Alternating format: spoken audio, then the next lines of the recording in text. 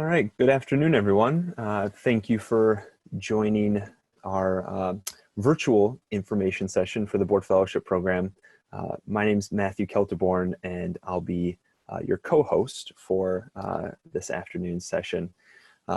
This is the first time that we've held this session virtually. It's usually held in person, and it's always been a great opportunity to meet you and the nonprofits in the Southeast Michigan region. It's also a great opportunity for you to connect with one another.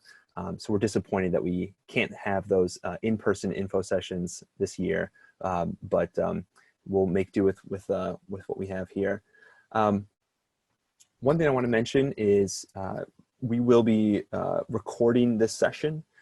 And the slide deck will be shared with you afterwards. So if for any reason you need to sign off early or you're worried that you're not taking enough notes, I would encourage you just to hold off on taking any notes because you'll have access to the slide deck afterwards. All right, I think we still have a few people joining, but I will just go ahead and get us started so that we can end on time. So as I mentioned, my name is Matt Kelterborn. I'm the program director for Business Plus Impact, which I'll describe more, but we're an initiative at the Ross School of Business at U of M. And my co-host is Haley Phillips, my colleague at Business Plus Impact. She'll be taking over the reins for the second half of this presentation a little bit later. So before I get into the agenda for the presentation, I just want to pause to recognize that there's a lot of uncertainty right now for your organization that you might be facing due to the COVID-19 pandemic. We realize that this is the case for a lot of different organizations, and it might be hard right now to commit to a program like this for next fall. So we have an application deadline of June 26th. But we're very willing to work with you over the summer to maybe establish a different timeline that would better suit your organization's needs over the summer as you get a better sense of, operationally how the board's going to be working and how your organization is going to be running through the summer and into the fall. So what I'll do is I'll give an introduction to our office at the Ross School of Business, and then I'll focus on giving you an overview of the Board Fellowship Program. I'll talk about the benefits of participating, both for you as a nonprofit as well as for the students, as well as the expectations that we have for you and the students. A big part of this program are the board projects that the fellows work on. And so we'll give you an overview of what to think about as you're thinking about the right type of project for this program.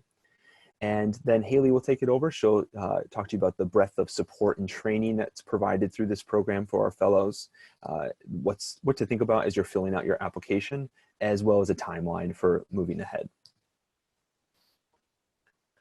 All right, so as I mentioned, I work for the Business Plus Impact, which is a school-wide initiative housed at the Ross School of Business. And our purpose is to embed impact into every core activity of the school. So this includes the teaching that's done by our faculty, the research that's done by our faculty, and the outreach that is done through programs like these, all with the goal of making Ross the most progressive source of ideas for how business can tackle the challenges of our generation. So we have a very aspirational goal there, and so we work across the school with our different offices to see how we might embed impact into whatever activity it is that they're doing. And we engage in several programs of our own to carry out our mission. So we have on-campus social entrepreneurship competitions. We have convenings with academics from across the world as well as industry leaders. We run a design studio where students have the opportunity to take faculty research and use design thinking principles to come up with business solutions. And then we run this board fellowship program, which gives our fellows the opportunity to get exposure to board governance. Now, over the years, we've seen more and more dialogue about how different business models can create impact in the world. In the far past, you had really two ends of the spectrum. On one end was the profit maximizing firm, Wolf of Wall Street, trying to maximize shareholder as much as possible. And on the other side of the spectrum was charity, which took donations to provide services. And over the last 50 years or so, we've seen the proliferation of different types of new blended models for making money while delivering impact. And so perhaps some of your nonprofits are ones that have some type of earned revenue as part of your financial sustainability mix. You're seeing more and more corporations that have a CSR department. So this is something that we recognize here at B+I, that there are many different organizational forms for making impact.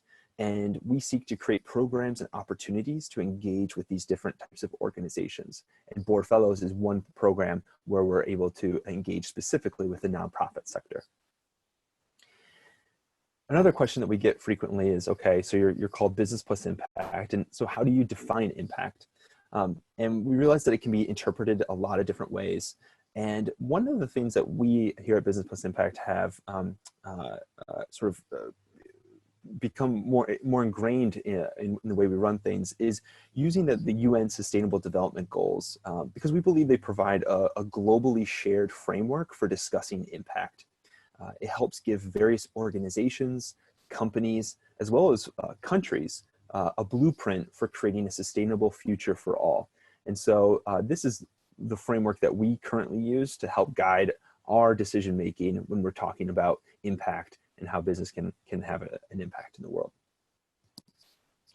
All right, so that's a little background information on us. I'd be happy to talk more about that with any of you afterwards, or if you have any questions actually about throughout this presentation, you're encouraged to just submit those in the chat box, and we can answer those at the end of the presentation. But feel free to just submit those at any point, and we'll touch those at the end. So transitioning to the Board Fellowship Program. So the program each year usually has between 30 to 40 graduate level students from across multiple different schools and colleges, business, public policy, social work, but primarily from the business school, working with 25 to 30 different nonprofits. And so sometimes the nonprofits will double up and actually have 2 fellows. That's something that you'll be encouraged to think about and include in your application, whether or not you think you can support 1 fellow or 2. And the program's been around for a long time. Over 18 years, we've had over 500 board fellows with over 200 nonprofit organizations, all primarily from the Southeast Michigan region. And the way that the program is structured is it kicks off in October and runs through April. The students receive continuous academic, professional, and peer level training support throughout the program to help them delve deep into board governance and learn more about it. And the fellows are also driving forward this project, ultimately ending in a deliverable for your board. Our goal is to develop future board members with real-world leadership and communication skills, and then also help our nonprofits in our community by giving them new perspectives as well as the outcomes from the projects that the fellows are working on. So before I go into more specifics, I kind of want to give you a snapshot of what this program actually looks like. This is a lot of text on this slide, so I encourage you to maybe take a look at it in more detail afterwards once we send you the deck. But this was taken from a fellow from last year who participated. And so we actually took her tracking of each thing that she was involved with to give you a snapshot of what this might look like for your fellow.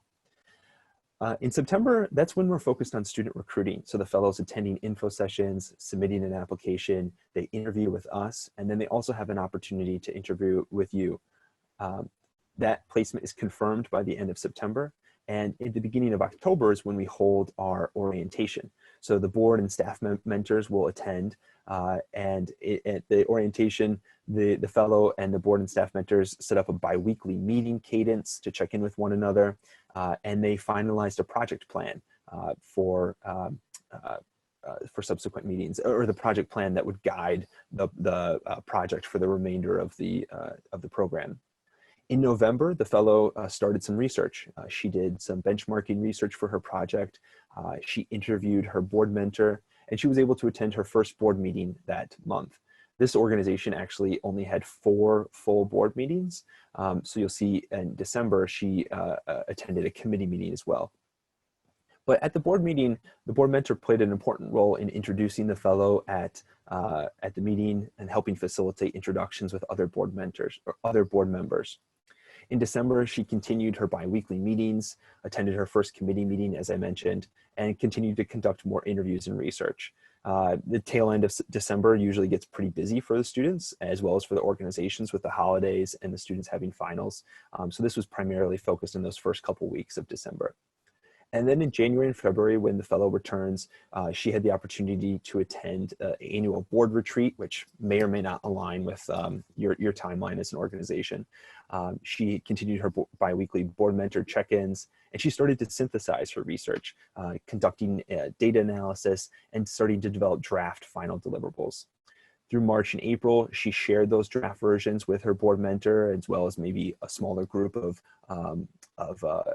board members that might have been in the committee itself, and received feedback to help her in her final presentation of that deliverable in April, and wrapping up the experience then. Throughout the year, she attended workshops hosted by our office, received one-on-one project support, and spoke with other fellows as well. So that gives you a little idea of what this looks like over the course of the year. We have 3 overarching goals that guide our decision-making for this program. The first is to prepare the next generation of professionals as civic and community stewards and future nonprofit board members and leaders. The reality is we are so lucky to have smart, accomplished students from across multiple disciplines who really are going to be leaders in their community, whether they work in the nonprofit sector or not. And so we want this program to serve as an on-ramp for them to become those leaders, which might be at a much earlier age than what's typical. Typically these fellows are in their late 20s or early 30s. So this exposure to board governance might be an opportunity for them to have that earlier in their career than what's typical. The second goal is to build their knowledge of nonprofit governance by giving them the opportunity to apply the classroom skills that they're learning in this sort of consulting-based project that they work on for your organization. And then partaking in the executive level decision-making, being part of those conversations that happen in the boardroom. And finally, we want to advance the causes of the nonprofits in our region by having the fellow tackle current strategic priorities that you have for your board and your organization, and helping to build your capacity for future outcomes. So last year's program, we were very fortunate to have 30 organizations. As you can see here, it's really a diversity here.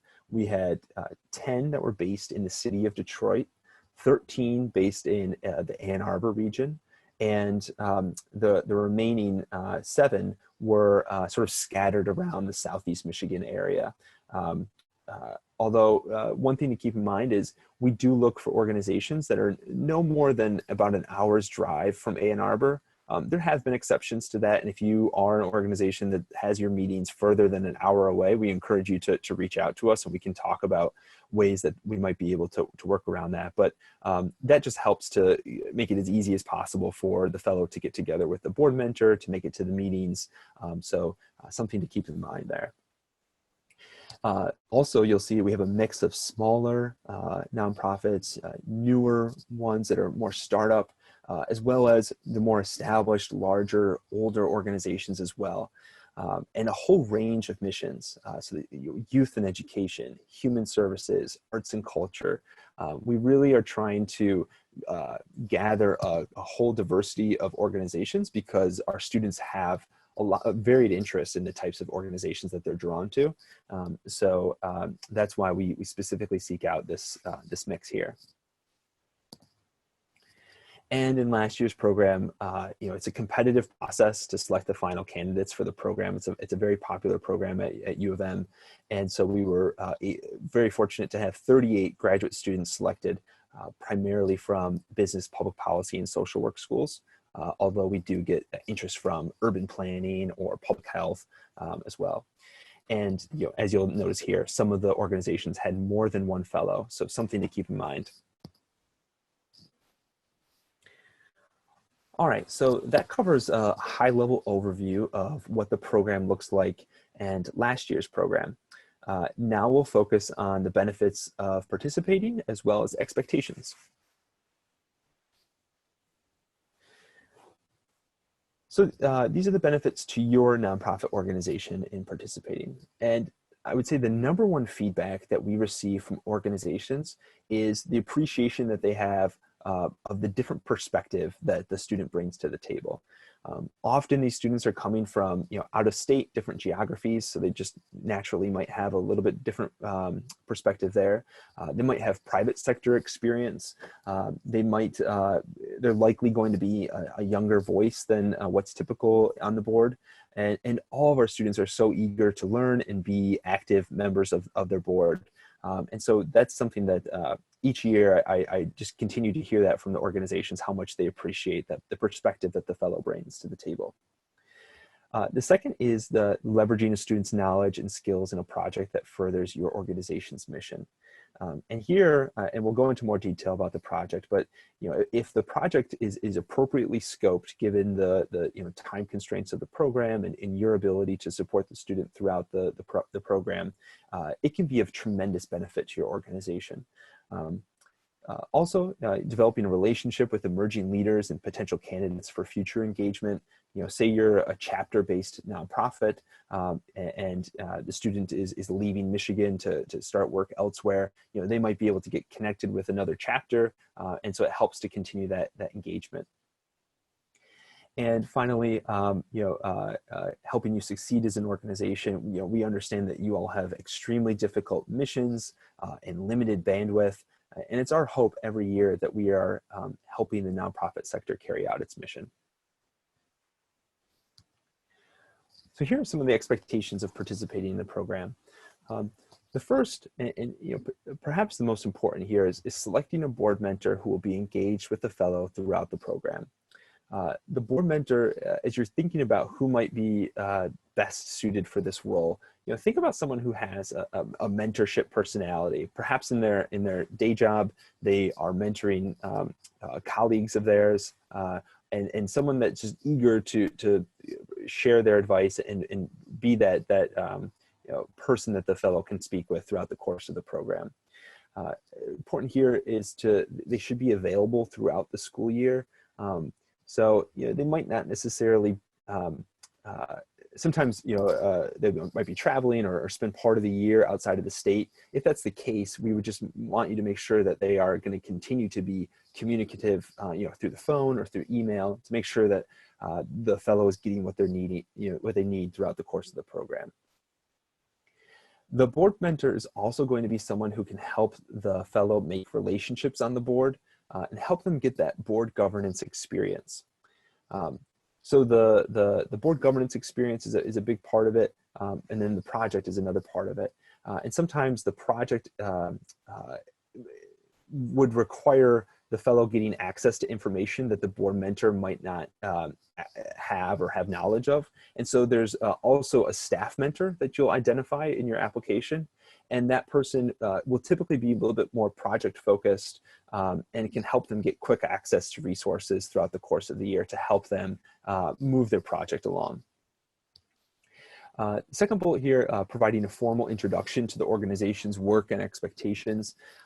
Here, we understand that hopefully you have some type of onboarding program for new board members, and we would hope that you would do a similar onboarding experience for your fellow.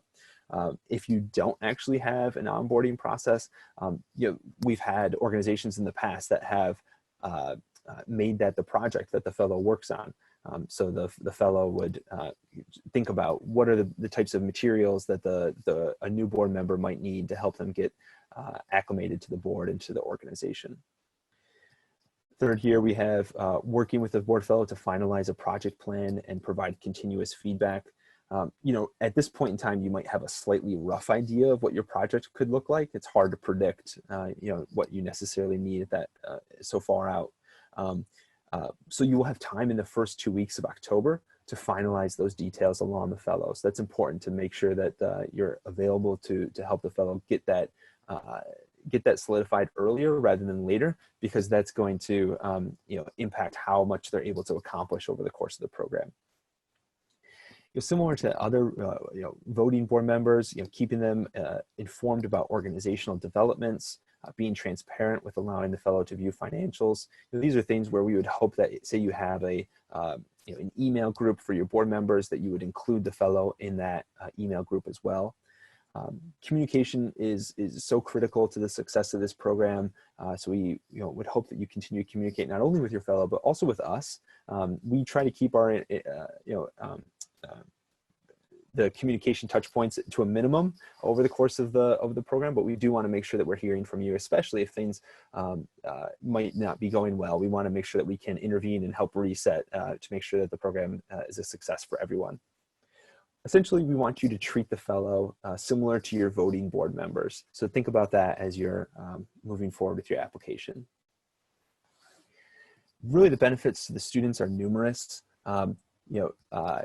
Big one here is the appreciation of the management challenges in nonprofit organizations. Students might have worked for a nonprofit before, but wasn't privy to the conversations that were taking place in the boardroom. And so this program is intended to give them that exposure. So we have students coming from the nonprofit sector, but also students coming from the private sector that just really haven't had this type of exposure before.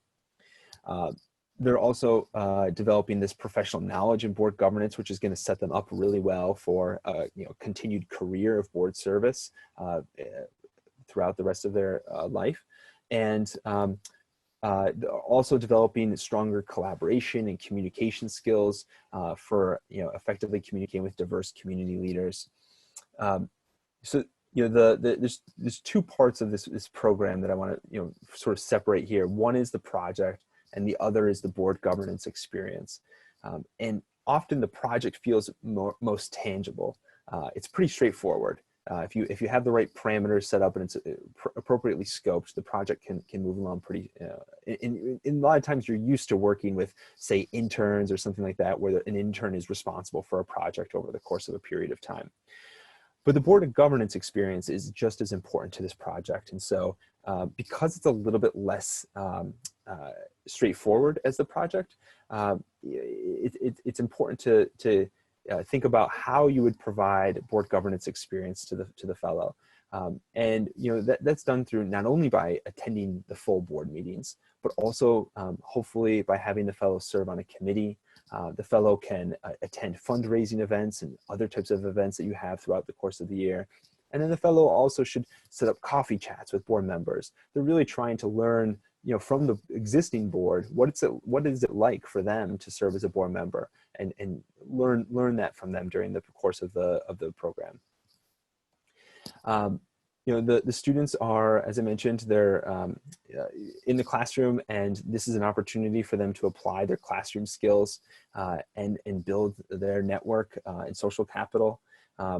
And it also, at the same time, the students are in the process of interviewing for internships or full-time jobs. And so this experience helps set them apart from their peers because it's giving them this really interesting experience that they can share how they worked with this nonprofit, what they're learning with the nonprofit that helps set them apart during the interview process. The expectations. Here we have, the students are needing to serve as non-voting board members, although they would be expected to participate in all board activities. They should commit for 6 months from October through April. And we're really looking for outgoing, proactive students who can accomplish a lot in a brief period of time. And so the student needs to take the initiative to drive this project forward that's tackling a key priority area for your organization. And so that's something that we're really looking for in the interview process is, is a student a go-getter? Are they going to, make this project move forward even when, your bandwidth might be limited or something like that? We want to make sure that they're really proactive in that regard. They also will have plenty of opportunities to share their insights and learnings with their classmates along the way. And the other thing here that we try to stress to the fellows is that the journey is not linear. With any type of project-based experience, you might start off with a plan, but the plan will only get you so far, and you need to be able to adapt and adjust as the nonprofit's priorities change throughout the year. And so we try to make sure that although they need to be, real self-starters in driving the project forward, they have to also demonstrate, listening skills and flexibility to make sure that they're creating something that's going to actually be of benefit to the organization. This continues sort of the students' responsibilities to the nonprofits. They should be active participants in the board and committee meetings. And it's a brief period of time to build relationships for the fellow. So we ask you to help them do so. But at the same time, we really are expecting them to speak up and be outgoing, when it's appropriate. And so that is something where, for example, your board might, the conversation might not necessarily be perfectly suited for the fellow to contribute because it just requires a lot of institutional knowledge that the fellow is lacking at that point. And so that's why we encourage you to maybe think about other ways like a committee where the fellow can be a little bit more actively involved in that conversation. At the same time, if you feel like your full board meetings are ones where the fellow's perspective is you want them at the table speaking up, then that's something that you can communicate to them early on as well. They also need to see this project through to the end. So they should really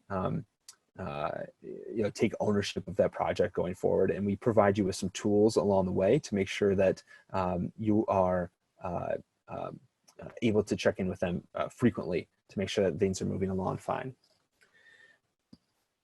Similar to board members, they should be helping with and attending special events.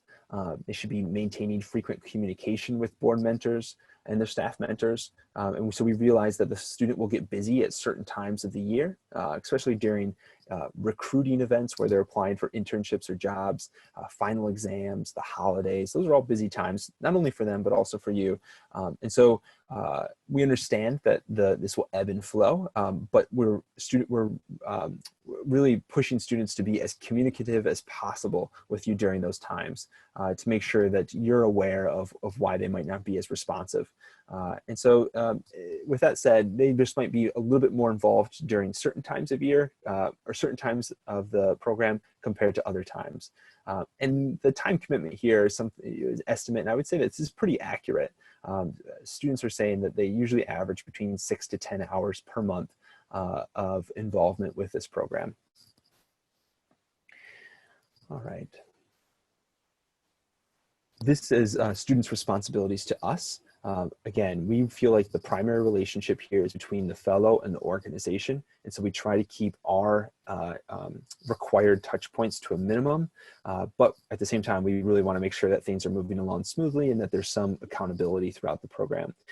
So the students are expected to submit their project plans to us within the first 2 weeks of the program. We review that and we help them identify where there might be some gaps or where they might be a little bit too ambitious with what they're trying to accomplish in the given time frame.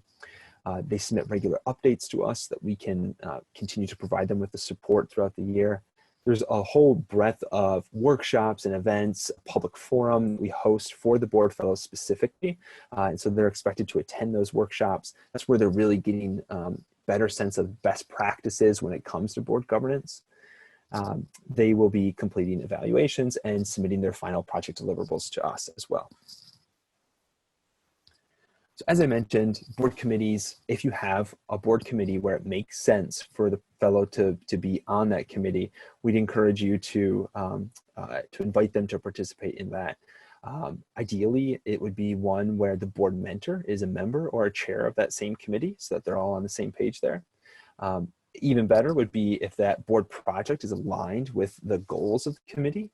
The reason for this is maybe you have monthly board meetings, but maybe not. Maybe you have every other month. In that case, the committee meetings offer another touch point for the fellow to be involved. And again, learning more about what it means to be a board member. One thing to think about is, a standing committee agenda item could even be discussing the fellows project to make sure that things are moving along smoothly for them. Because often there just might not be enough time to discuss this on a full board meeting, and the committee would offer that time. All right, so board projects, we understand that it is very early to predict your needs in the October through April timeframe, but at the same time, we know how important it is for project success to have the board discuss this project ahead of time. So we'd encourage you to, as you're thinking about this board project, make sure that it's something that has the buy-in from your other board members. So that way you don't run into that issue where the fellow's halfway through the project and the rest of the board is only finding out about it then, and it's actually not something that's of a priority for the organization. So at your next board meeting, if you have a chance to discuss different project ideas, we'd encourage you to do so. Also, we understand that you can tweak your project as your priorities change over the coming months. But we want you to submit something with your application because what we'll do is we'll schedule a follow-up call with you and we will discuss whether or not this project is a good fit. That said, if you have questions before submitting your application about whether or not the project's a good fit, you can also reach out to us then. It's totally fine. So here's a helpful way of thinking about appropriate projects for this program. Um, so we have three categories here: governance, assessment, and strategy.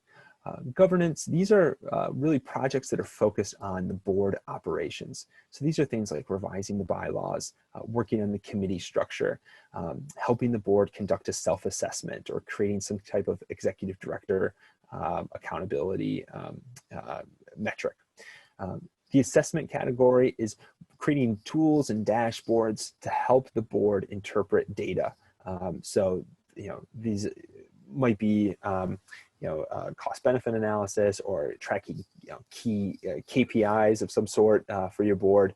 That's another type of project that would be appropriate for the fellow to work on.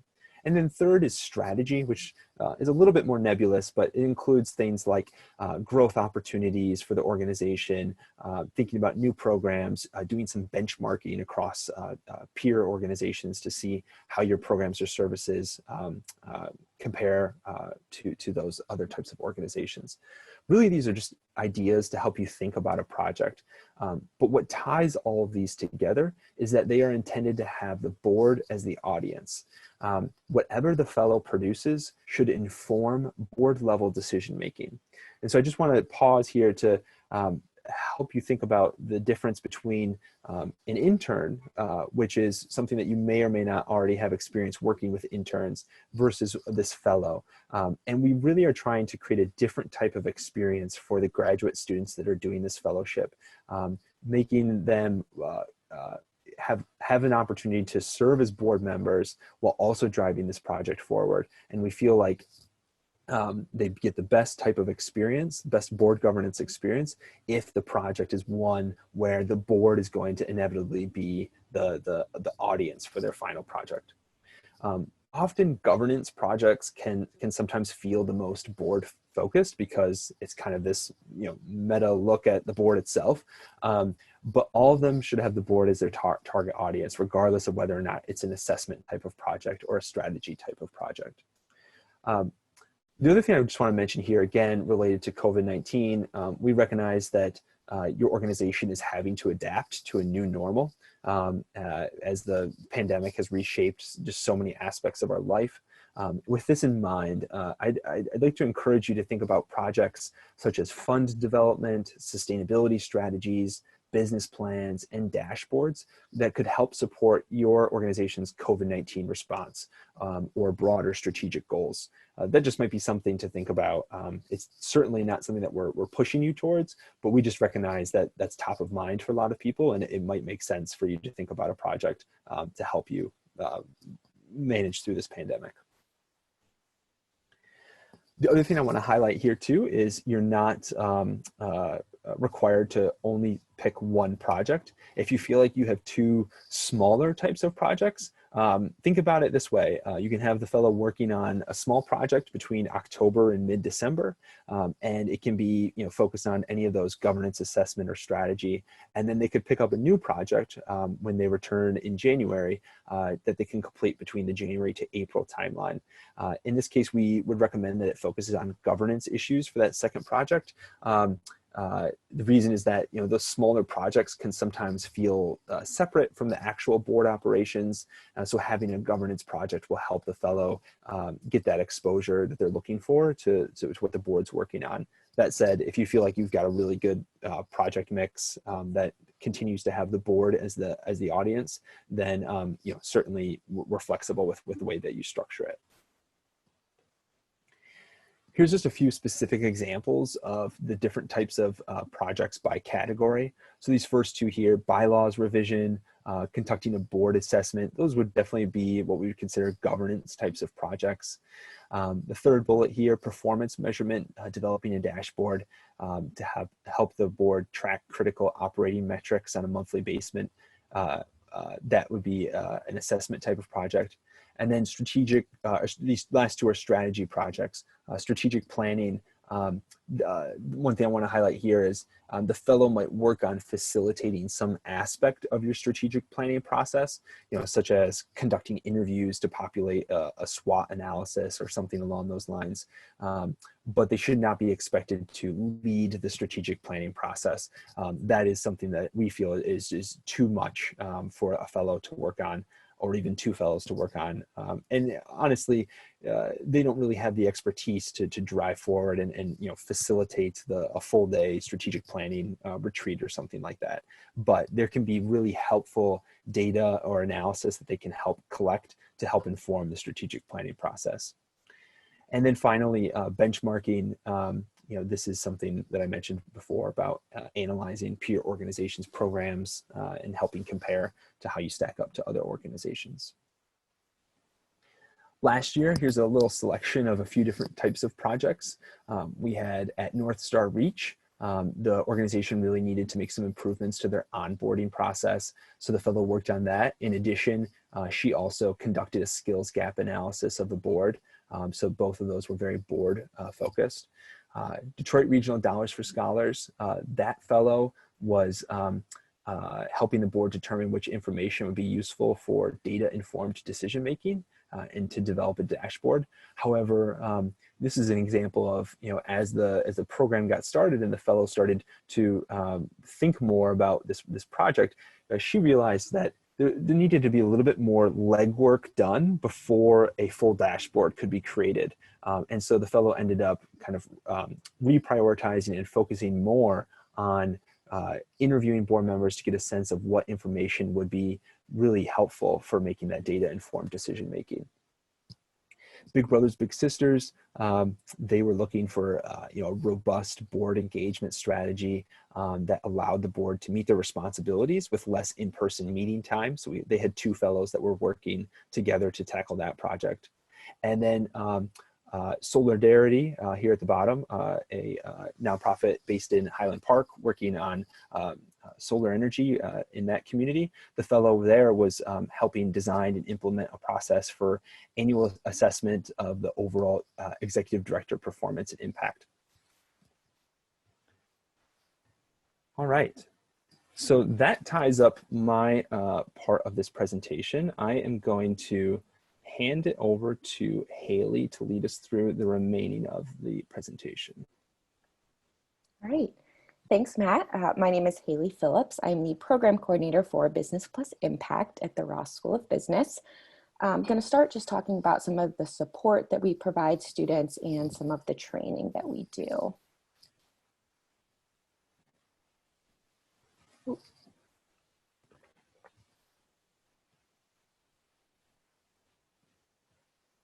Are we having some issues getting connected here, Haley? Oh. Okay, there we go. I think we're on the right page now. So to start off, we provide a year-long workshop series for the fellows. So throughout their entire time, they have the opportunity to attend many workshops that we put on for them. Examples of some workshops that we did last year were fundraising and revenue generation, or legal roles and responsibilities. We also do a large orientation, workshops, and one-on-one project support that is provided by NEW, which is a local nonprofit consulting agency. We have a board fellow forum every year that features a panel of community experts. So this past year, our topic was the relationship between the board chair and an executive director. And we brought in the board chairs and executive directors from the Michigan Theater and from the Neutral Zone to talk about their experiences. We have peer support by returning board fellows, so students who participated in the program in years prior can give some advice to current students. One-on-one support from U of M faculty and staff, alumni mentors, and also other University of Michigan programs, crossover opportunities. So students might be involved in other programs that can offer support to their board fellow experience. So really we offer wraparound support for our students, and it ends up benefiting your organization greatly. Business plus impact staff. So in addition to Matt and I, we have our managing director and faculty director and a lot of staff to really support this whole process. The primary relationship is between the fellow and the organization. However, our staff does a lot of work in the background to ensure that support is available for both parties. So we would do a lot of work up front with the board fellows and the nonprofits to establish clear expectations in the beginning. Accountability and regular updates. So the fellows submit to us status updates throughout the program just to sort of check in, see how things are going. Similar to evaluations and iterative feedback, we have a midpoint and final evaluations. Again, another opportunity for the fellows to sort of let us know how things are going, how can we better support them. Workshop sessions that I previously mentioned, related events that we have, and then we have a full peer and faculty support network. So the student is working on a marketing project and they have like some specific marketing questions. We have an entire, marketing faculty group that we can get them connected with. So that's really helpful. All of the support that Business Plus Impact and staff can provide for the students. Application and considerations. So I'm going to talk to you a little bit about the application process and what we take into consideration when choosing nonprofits. So eligibility for the nonprofits, you must be designated as a 501c organization. As Matt mentioned, a board mentor needs to be identified to serve as the primary contact for the student. And something really important is that it is a governance board and not an advisory board. So really the big difference here is that governance boards have the authority to make organization-wide decisions where advisory boards may not. On the student side, they must be graduate students. Again, they usually come from business, public policy, and social work, and then a small handful of students from other programs such as information or education. And they must be graduating no earlier than April 2021 so that they are committed to the program for the entire duration.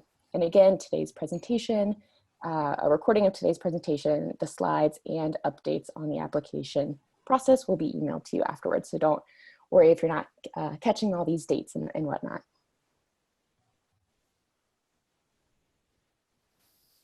Nonprofit considerations. So these are what we, things that we consider when reviewing a nonprofit's application. So again, as you can tell, a big theme here is really strong engagement of that board mentor and a staff mentor for the student. A board level project that is well scoped. We find that inappropriately scoped projects really is the #1 challenge for students. So make sure that you really have that good board buy-in. And again, it can evolve from when you submit your application leading up to the start of the program, but you should really have a board agreement on the project by August. And again, just reach out to us if you have questions about how to scope the project, what's best for our students, and we're happy to work with you throughout that process. Another important consideration is the accessibility of organizational documents. We want the students to have access to everything that a regular board member would have. New board member orientation process. We want the fellows to receive, again, the same orientation that you would provide a new voting member. Key skills and perspectives needed for the board, and then opportunities and challenges faced by your organization. And these are asked of you on the application.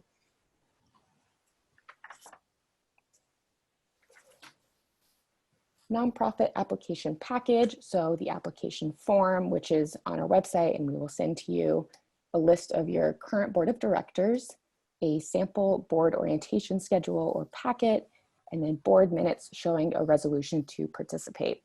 If you don't have a board meeting before the deadline, that's fine. You can submit the resolution afterwards. And then any sort of supplemental materials that you may want to submit, marketing materials, an annual report, anything that would be helpful to submit in the application.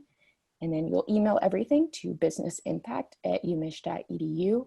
And again, our kind of rough deadline is Friday, June 26th, but if you can't make that, just let us know and we will work with you.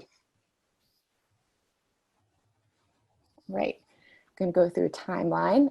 Lots of dates here, but again, we will send all of this to you.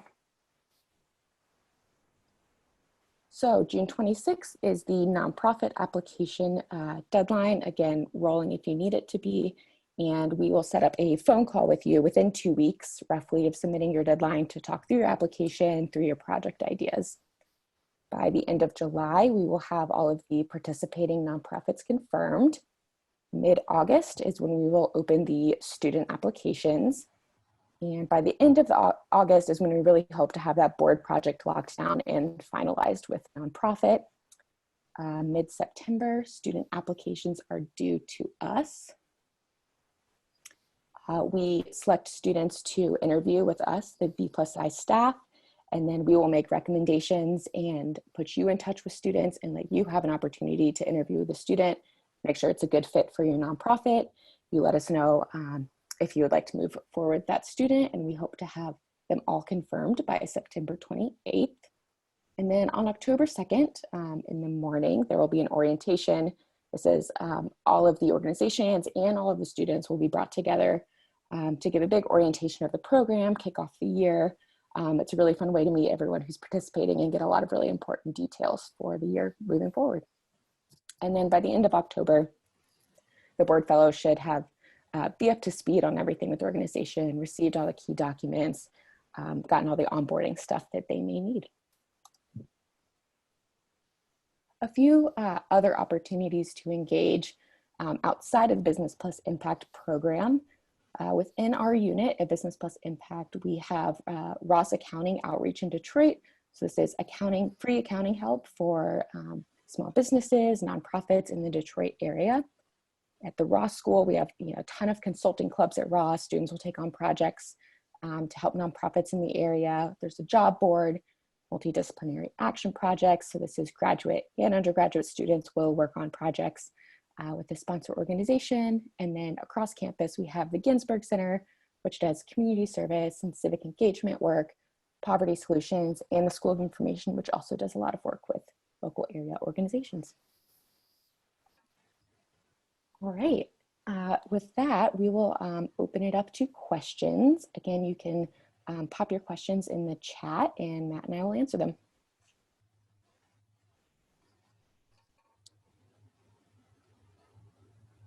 Okay, so looks like Hashem had sent a message about, are you thinking of expanding the program by offering online participation so that organizations that are not in Southeast Michigan or even overseas can get involved as well?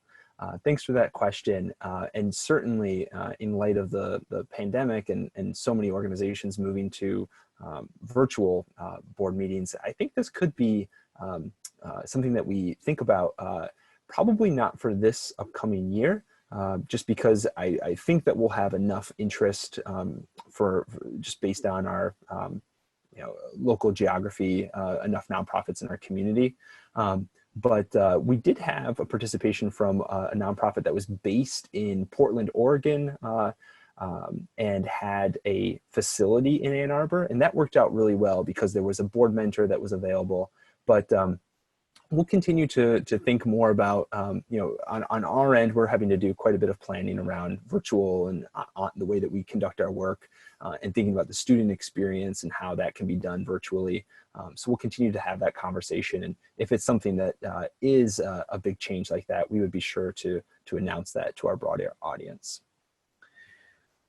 All right, Kelly writes, how do students get connected to B+I? Haley, do you want to jump in and talk a little bit about that? Sure.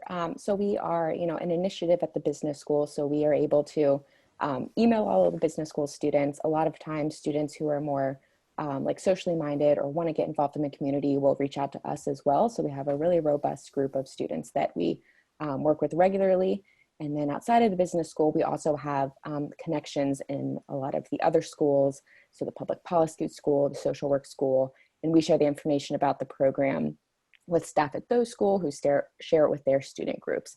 So we really have many ways to reach out to students, emails, and we have info sessions for the students as well. If we're on campus, there'll be posters and digital screens up. But we have a large pool of students that we are connected with, definitely. Yeah, great.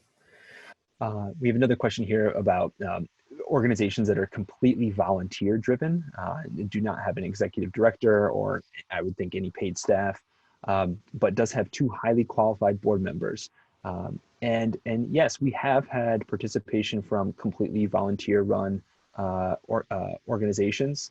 I would say that a critical thing to think about there is the bandwidth. I would imagine that if it's a completely volunteer-driven organization, then everyone's time is probably very limited. And so as long as you feel like you have willing board members that are willing to take that time to serve in that mentor role, then that can certainly be fine. This is a very large organization, but Kiwanis Foundation, they are a completely volunteer-driven organization, and so it works for them. But again, it might not be a great example if you're like a smaller nonprofit getting started, a little bit younger than Kiwanis might be. But happy to talk more about that question if that would be helpful. All right. I think that's all the questions that we have.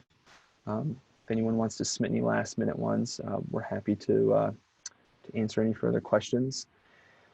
And as we mentioned, this recording will be sent out, the slide deck will be sent out. The best way to reach us is businessimpact@umich.edu, although we also have our personal emails posted in this slide deck as well. So you can reach out at any point in time. Thank you again for joining us this afternoon, and we will go ahead and wrap up the presentation.